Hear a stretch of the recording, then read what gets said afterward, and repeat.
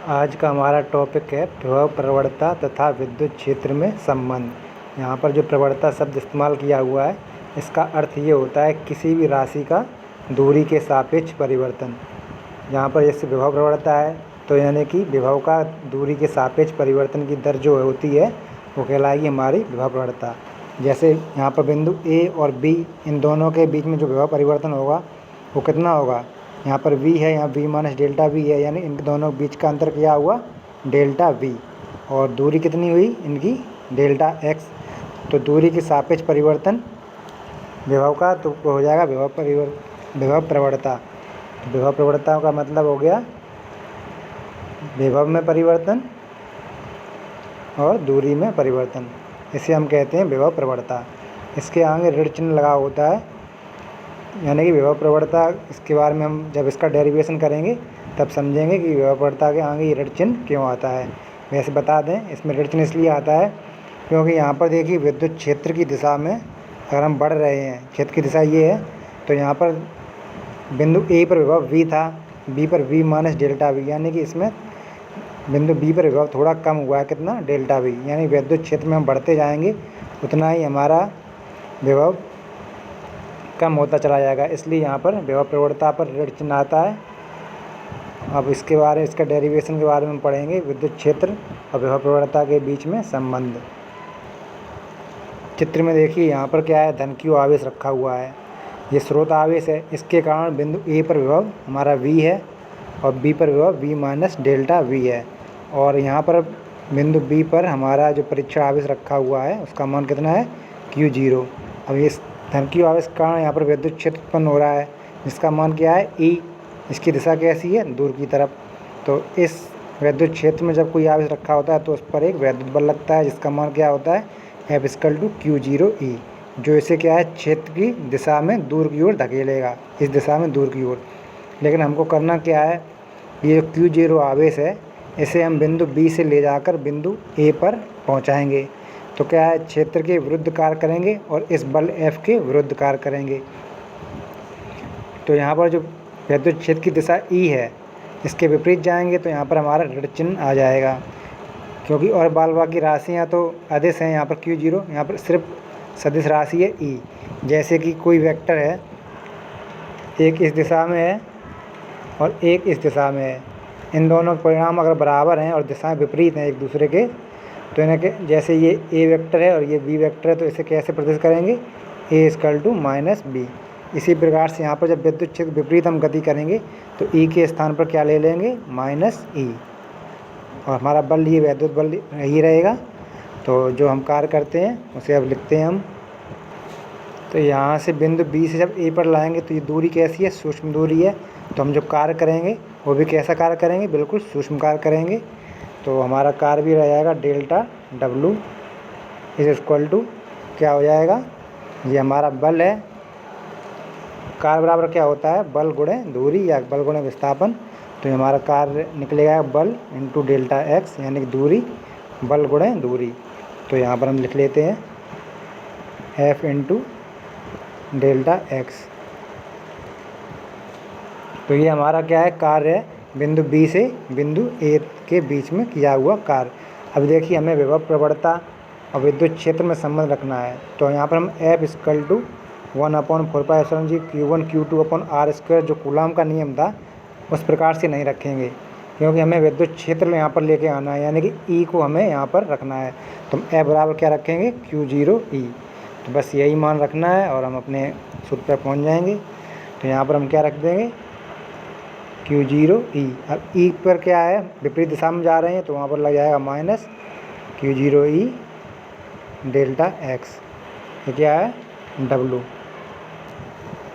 अब देखिए जो यहाँ पर जो W जो में यहाँ पर चिन्ह जो परिवर्तित होता है, यह तो क्षेत्र की दिशा के कारण होता है। और दूसरा हम मानकर चलते हैं कि जब हम किसी आवेश को क्षेत्र की दिशा में, जैसे यहाँ पर धन q आवेश है और यहाँ पर हमारा Q0 आवेश रखा हुआ है, अगर कार्य हमें प्राप्त हो रहा है तो हम उसे धनात्मक मानते हैं, और यदि कार्य हमारे द्वारा किया जा रहा है तो हम उसे ऋणात्मक मानते हैं। यहाँ पर देखिए कार्य क्या है, हमारे द्वारा किया जा रहा है, क्योंकि क्षेत्र इस दिशा में है, क्षेत्र द्वारा कार्य किया जाएगा तो क्या होगा, ये Q0 आवेश इस दिशा में गति करेगा, लेकिन कर किस दिशा में रहा है, B से A की ओर, यानी कि स्रोत आवेश की ओर। तो कार्य क्या है हमारे द्वारा किया गया है, तो ये ऋणात्मक होगा, क्योंकि हम पहले ही मान के चलते हैं कि यदि कार्य प्राप्त होता है तो वो धनात्मक है, और यदि कार्य हमारे द्वारा किया जा रहा है तो वो ऋणात्मक है। तो यहाँ पर ये ऋण चिन्ह आ रहा है, और इससे भी ये पता चलता है कि ये विपरीत दिशा में गति कर रहा है, तो यहाँ पर ऋण चिन्ह आ गया है। अब आगे बढ़ते हैं।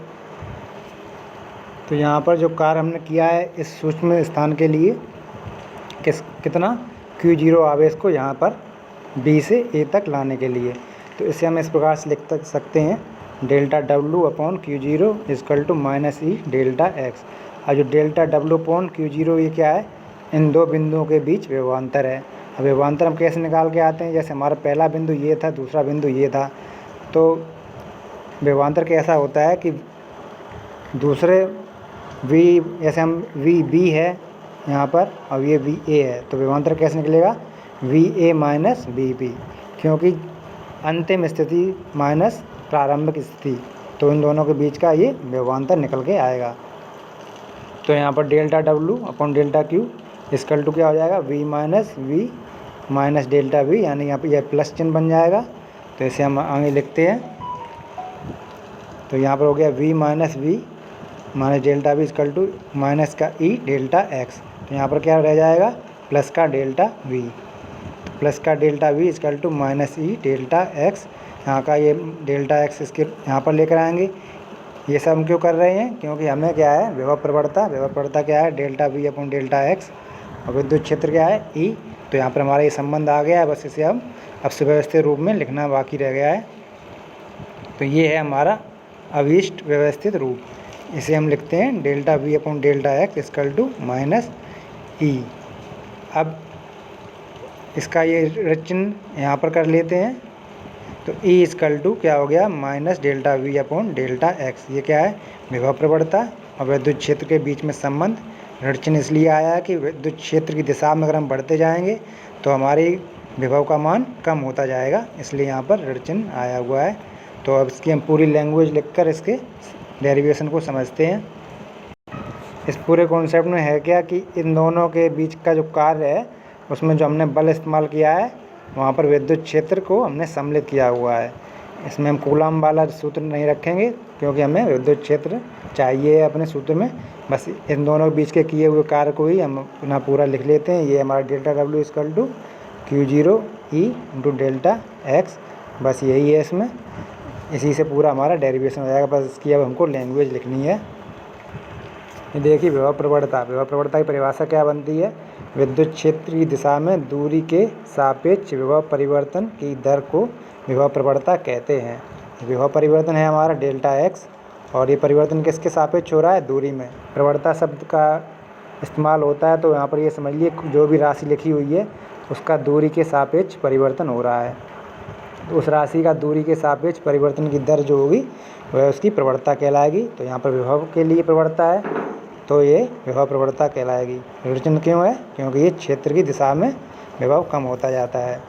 विभव प्रवणता तथा विद्युत क्षेत्र की तीव्रता में संबंध कैसे निकालेंगे कि जो हमारा ये स्रोत आवेश है इससे दूर यहाँ पर एक सीन में कोई हमने दो बिंदु लिए हुए हैं A और B। जो A है वो स्रोत आवेश के अधिक पास में है, B उससे डेल्टा X दूरी पर है, जिस पर Q0 आवेश रखा हुआ है, और क्षेत्र की दिशा कैसी है, दूर की ओर।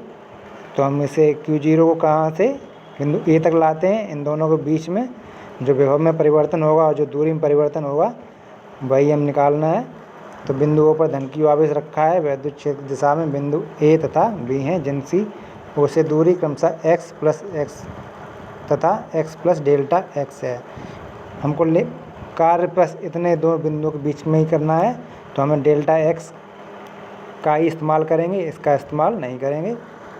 तो बिंदु A पर विभव कैसा हो जाएगा, हमने माना है कि बिंदु A पर विभव V है, तो बिंदु B पर विभव कैसा हो जाएगा, जैसे यहाँ पर सूक्ष्म परिवर्तन डेल्टा x है दूरी में, तो विभव में भी थोड़ा सा परिवर्तन होगा, तो वहाँ पर डेल्टा V परिवर्तन होगा, यहाँ पर इतने बीच में, तो B पर विभव क्या आ जाएगा, इतना ही कम हो जाएगा, तो V माइनस डेल्टा V। अब धन Q आवेश के कारण विद्युत क्षेत्र E में अब जो बल लग रहा है वो क्षेत्र उत्पन्न हो रहा है, वो किसके कारण उत्पन्न हो रहा है, धन Q आवेश के कारण। इसके कारण उत्पन्न हो रहा है। तो इसके कारण जो क्षेत्र उत्पन्न हो रहा है यहाँ पर, तो इसके कारण Q0 पर कैसा बल लगेगा, एक वैद्युत बल लगेगा जो क्षेत्र की दिशा में दूर की ओर दिशा दिखाई हुई है इस प्रकार से लगेगा। अब इस बल के विरुद्ध हम सूक्ष्म आवेश Q0 को बिंदु B से A पर ला रहे हैं, तो इसमें जो कार्य कर रहे हैं वो क्या होगा, delta W equal to F, delta या इसे डेल पढ़ते हैं, del W equal to F into del X।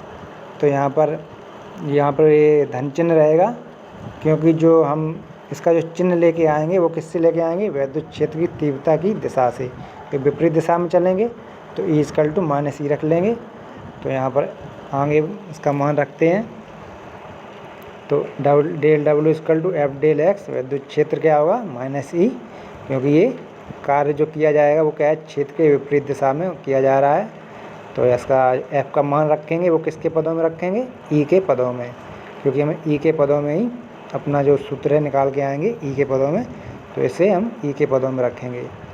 तो del W equal to -Q0E del X, इसको हम यहाँ पर पश्चांतर करते हैं, उल्टा निकल के आता है -E डेल्टा X। ये हमारा क्या है, Q0 आवेश को B से A तक ले जाने में किया गया कार्य, जो कि क्या है, उनके बीच के विभवांतर के बराबर होगा। विभवांतर परिभाषा पढ़ी है हमने, विभव की भी पढ़ी है। विभव के लिए क्या होता है कि आवेश को अनंत से अभिष्ट बिंदु तक लाते हैं, और विभवांतर के लिए क्या है कि वैद्युत क्षेत्र में ही दो बिंदु होते हैं, उन दो बिंदुओं के बीच में जो कार्य किया जाता है एकांक आवेश के लिए वो विभवांतर होता है। तो ये कार्य किया गया है दो बिंदुओं के बीच में एकांक आवेश के लिए। एकांक का अर्थ क्या है, जब अपने आवेश का उसमें भाग दे देंगे तो जो निकल के आएगा वो एकांक आवेश के लिए कार्य निकल कर आएगा। तो इसका हम भाग देते हैं तो क्या है, हमें विभवांतर निकल के आ जाएगा। कहाँ से, बिंदु B से A की ओर ला रहे हैं। तो हमारी पहली स्थिति क्या थी, बिंदु B, दूसरी स्थिति A है। तो जब हम विभवांतर निकालते हैं किसी का भी डेल्टा V इक्वल टू, तो क्या होता है V2 माइनस V1। यहाँ पर जो V2 है ये अंतिम स्थिति होती है और V1 प्रारंभिक स्थिति। तो प्रारंभिक स्थिति अपनी क्या थी, B, और अंतिम स्थिति क्या है, A। तो हम क्या कर रहे हैं कि B से A पर लेके आ रहे हैं, यानी कि हमारी V2 माइनस V1 या फिर VA माइनस VB। तो delta W upon Q0 equal to क्या हो जाएगा, VA माइनस VB। जो हम मान पहले लेकर चले थे कि बिंदु A पर हमारा विभव क्या है, V, और B पर विभव क्या था, V माइनस डेल्टा V। तो इनका अंतर कितना निकल के आया, डेल्टा V। इसका मान हम रख देते हैं, तो del V equal to -E del X। तो इसका हम पश्चांतर करके अपनी वैल्यू निकाल के लाते हैं, तो ये क्या निकल गया, E equal to del V upon del X। तो यही हमारा सूत्र है, जो क्या है, विद्युत क्षेत्र और विभव प्रवणता में संबंध है। यहाँ पर ये माइनस चिन्ह है, क्योंकि हम क्षेत्र की दिशा में बढ़ेंगे तो हमारा विभव का मान कम होता जाएगा। अब इसे हम जैसे इस चीज़ को हम भाषा में लिखें तो हम कैसे लिखेंगे कि विद्युत क्षेत्र E में किसी बिंदु पर क्षेत्र की दिशा में विद्युत क्षेत्र E का मान विभव प्रवणता के ऋणात्मक मान के, ये हमारी विभव प्रवणता है, इसके ऋणात्मक मान के बराबर होता है। तो क्या हो गया, E equal to minus del V upon del X। यानी कि हमको कोई भी सूत्र निकल के आ रहा है उसे हमें भाषा में लिखना आना चाहिए, और उसे हम धीरे धीरे सीखते रहें। जैसे जो कुछ भी सूत्र में लिखा है बस उसे ही हम शब्दों में लिख दें, तो ये हमारी भाषा इसकी बन जाती है। अब ये देखिए अगला टॉपिक है विद्युत क्षेत्र के रेखीय समाकलन के रूप में वैद्युत विभव। अब जो हमने पहला समीकरण निकाला था E equal to minus del V upon del X, यदि हम इसे इस रूप में लिख दें, यहाँ पर जो इसका पहला रूप ये था -E del X equal to del V, और यहाँ पर हम इंटीग्रेशन ले लें तो हमारे इंटीग्रेशन से ये डेल कट जाएगा और इससे ये x कट जाएगा, x नहीं कटेगा, मतलब यहाँ पर इंटीग्रेशन का चिन्ह आ जाएगा। तो बस वही जो भाषा बन के आ रही है वही हमारी भाषा हमारे अगले टॉपिक की है। यहाँ पर देखिए विद्युत क्षेत्र के रेखीय समाकलन। रेखीय समाकलन का मतलब क्या होता है कि हमारा कोई भी एक ही वेरिएंट है, जैसे r लिया हुआ या x होता है यहाँ पर, तो सिर्फ इस एक चर के सापेक्ष जो समाकलन होता है वो होता है रेखीय समाकलन। और यदि यहाँ पर आर स्क्वायर होता या एक्स स्क्वायर होता dx², तो वो क्या कहलाता? क्षेत्रीय समाकलन। क्योंकि रेखीय समाकलन क्या होता है कि जो हमारी विमा होती है वो क्या रहती है? L रहती है, और क्षेत्रफल में क्या होता है? L × L, तो वो क्या हो गई? L²। तो जो L है वो हमारा रेखीय समाकलन है, और जो L² हो जाएगा तो ये क्या है? क्षेत्रीय समाकलन। तो जो रेखीय है तो ये क्या समाकलन किसका हो रहा है? सिर्फ dr का। तो जो पुरानी जो लाइन थी उसमें यहाँ पर डेल था, यहाँ पर भी डेल था, यहाँ पर d लगा दिया गया है, और जो समाकलन का चिन्ह से यहाँ का ये डेल कट गया है, ये बाल बाकी चीज़ सब सेम है। इसमें देखिए वही सब लैंग्वेज है हमारा। यहाँ पर हमने बिंदु की जो पॉइंट है वो अलग अलग मान लिए हैं। यहाँ पर पहले A था, B था, और यहाँ पर B बिंदु है, छेद की दिशा वही है, और ये हमारा A बिंदु है। हमारा Q0 आवेश रखा हुआ है। यहाँ की जो दूरी है वो हमने dr मानी हुई है, क्योंकि समाकलन में इसी का इस्तेमाल किया जाता है। तो यहाँ पर हमने dr मान रखी है। वही है, इन दो बिंदुओं के बीच हमने जो कार्य किया है वो क्या किया है? dw = f × -dr। यहाँ पर माइनस चिन्ह लगा हुआ है जैसे, या फिर हम e पर माइनस का लगा दें तो एक ही बात है। तो यहाँ पर इसका जो मान लिया हुआ है वो क्या है? e के पदों में लिया हुआ है। dw = -Q0e dr, और dw/Q0 ये क्या है? इन दोनों के बीच का विभवांतर हो जाएगा। कैसा? ये हमारी प्रारंभिक स्थिति है, ये अंतिम स्थिति है। तो विभवांतर क्या होगा? अंतिम स्थिति माइनस प्रारंभिक स्थिति, यानी कि VB - VA = क्या होगा? dw/Q0। तो वही इसका मान रख दिया है। अब मान लिया कि बिंदु A हमारा अनंत पर है। जैसे ये हमारा अनंत पर है, तो अनंत का मतलब क्या होगा कि हम किसी बिंदु पर विभव जब लेते हैं तो उसके लिए क्या करते हैं? अपने परीक्षण आवेश को या एकांक आवेश को अनंत से लेकर आते हैं।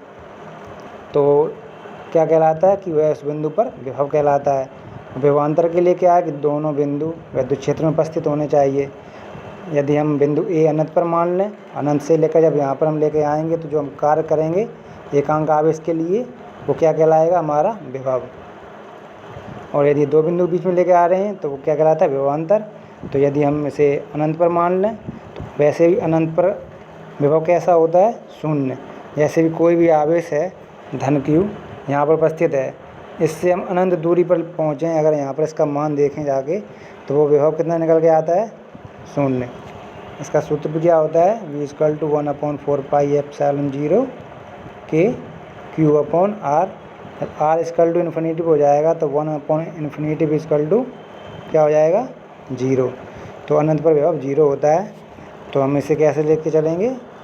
माना बिंदु A अनंत पर है, तो बिंदु B पर विभव, या बिंदु B पर हमने B मान लिया।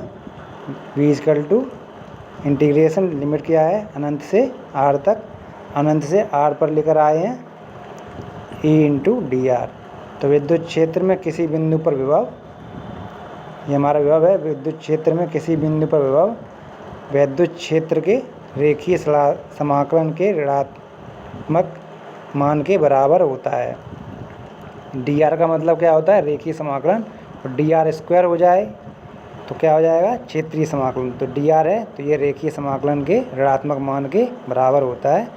किसी बिंदु पर विद्युत क्षेत्र में किसी बिंदु पर विभव उस बिंदु पर विद्युत क्षेत्र E के रेखीय समाकलन के ऋणात्मक मान के बराबर होता है। इसे हमने लैंग्वेज में लिखा हुआ है। विद्युत क्षेत्र में किसी बिंदु पर विभव, ये हमारा विभव है। जैसे यहाँ पर ये कोई बिंदु है B जो है हमारा, यहाँ पर जो विभव है उस विभव का मान वहाँ पर विद्युत क्षेत्र E के रेखीय समाकलन के ऋणात्मक मान के बराबर होता है। तो ये टॉपिक हमारा पूरा हो गया है, पूरा समझ भी गए होंगे आप।